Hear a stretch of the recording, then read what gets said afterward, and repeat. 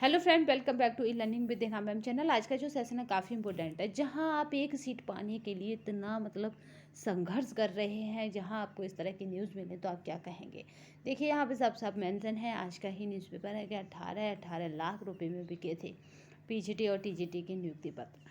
तो आप जहाँ इतना संघर्ष कर रहे हैं, वहाँ इसी तरह की अगर आपको न्यूज़ देखने को मिले तो आप किस राज्य में और कहाँ पर अपनी सीट पक्की कर पाएंगे, ये कहना मुश्किल है।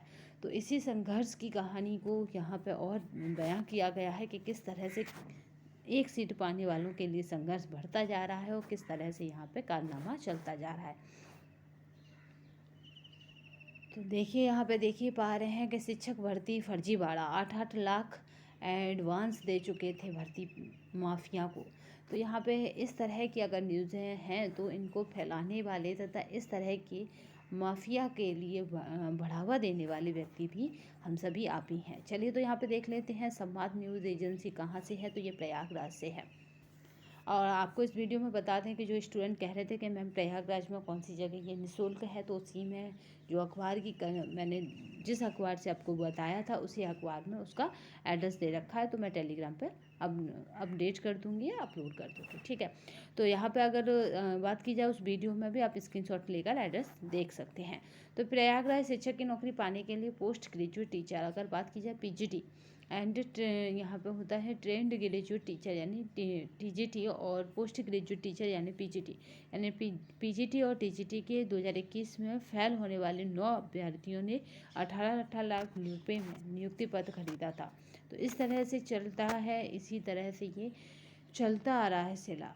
और क्या हो रहा है, जिसको एक कुर्सी चाहिए उसको वो कभी कभी नहीं मिल रही। इन अभ्यर्थियों से भर्ती माफिया ने 8-8 लाख रुपए एडवांस में लिए थे, बाकी के 10-10 लाख नियुक्ति के बाद लेना। लेकिन मामला खुल गया है, सभी के नियुक्ति पत्र फर्जी थे। इनके खिलाफ यहाँ पे 29 अप्रैल को कानपुर के कर्नलगंज, याद रखिएगा, थाने में मुकदमा दर्ज हो गया है। शिक्षक भर्ती की परीक्षा में फेल होने वाले सरकारी नौकरी दिलाने का झांसा देकर गिरोह के यहाँ पे सरगना ने यहाँ पे याद रखिएगा क्या है, यहाँ पे 1.5 करोड़ रुपए से अधिक की ठगी की है। तो यानी जो ग्रुप होता है या ये जो इस तरह के ठग होते हैं उनको पकड़ लिया गया। उनसे 1.5 लाख यहाँ पे 1.5 करोड़ रुपए तक मिल गए हैं। जो चलिए बहुत अच्छी खासी रकम होती है।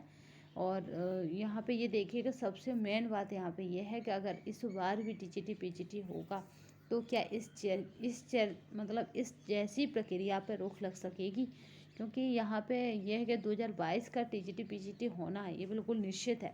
और 2022 का टीजीटी पीजीटी में जो होगा वो जुलाई या अगस्त में होगा, इससे पहले नहीं हो सकता। तो उससे पहले हमें सबसे पहले क्या करना है कि जन आंदोलन करके इस तरह के जो बढ़ावा देते हैं या इस तरह के जो ग्रुप हैं उनको क्या करना है कि उनको यहाँ से बाहर करें। क्योंकि ये होता है कि जिसको चाहिए वो उसको वो चीज़ नहीं मिल पाती है, जो पात्र है उसको वो चीज़ नहीं मिल पाती। तो चलिए, ये कहीं ना कहीं उन लोगों के लिए ये दुखद खबर होती है जो कहते हैं कि सफलता मेहनत से मिलती है। करोड़ रुपए से अधिक की ठगी की है और लाखों रुपए देकर नियुक्ति पत्र खरीदने वालों ने प्रयागराज, मुजफ्फरपुर, मेरठ के 2-2 और सीतापुर, वाराणसी, मुजफ्फरनगर और एक अभ्यर्थी हैं। इनमें से 4 महिलाएं हैं और 5 पुरुष हैं और सभी संपन्न परिवार से हैं। कुछ महिलाओं के परिवारों के लोग शिक्षक भी हैं। तो यहाँ पे भर्ती माफिया ने शिक्षक बनाने के लिए उन्हीं लोगों को चुना जो पीजीटी टीजीटी 21 की परीक्षा दिए थे। यहाँ पे क्या था, वेटिंग सूची में इनका नाम नहीं था, पर माफिया ने क्या किया कि इनको 2023 में ये था कि वेटिंग वालों को 2023 में फिर बुलाया गया था। तो उनको वेटिंग वालों को बुलाया गया था, बट उनका वेटिंग सूची में भी नाम होने पर भी माफिया ने क्या किया था, उनको नियुक्ति पत्र दे दिया था। माध्यमिक शिक्षा निदेशालय में जुलाई से दिसंबर तक, ठीक है, पीजीटी टीजीटी 2021 की प्रतीक्षा सूची यानी वेटिंग लिस्ट से रिक्त पदों के साथ 6 में चयन हुआ था। उसी दौरान भर्ती प्रक्रिया माफिया ने नियुक्ति पत्र कानपुर भेजा। दिसंबर से वहां पर नियुक्ति दी जाने लगी तो महिलाएं नियुक्त हो गई और शिक्षण कार्य करने लगी। अप्रैल में चयन बोर्ड से प्रमाण पत्रों का सत्यापन शुरू हुआ तो फर्जीवाड़ा पकड़ा गया। ठीक है। फर्जी नियुक्ति पत्र से नौकरी पाने वालों ने बताया कि 18 लाख रुपए में बात तय हुई थी। नियुक्ति से पहले 8-8 लाख रुपए दे दिया गया था, बाकी धनराशि नियुक्ति होने के बाद देनी थी।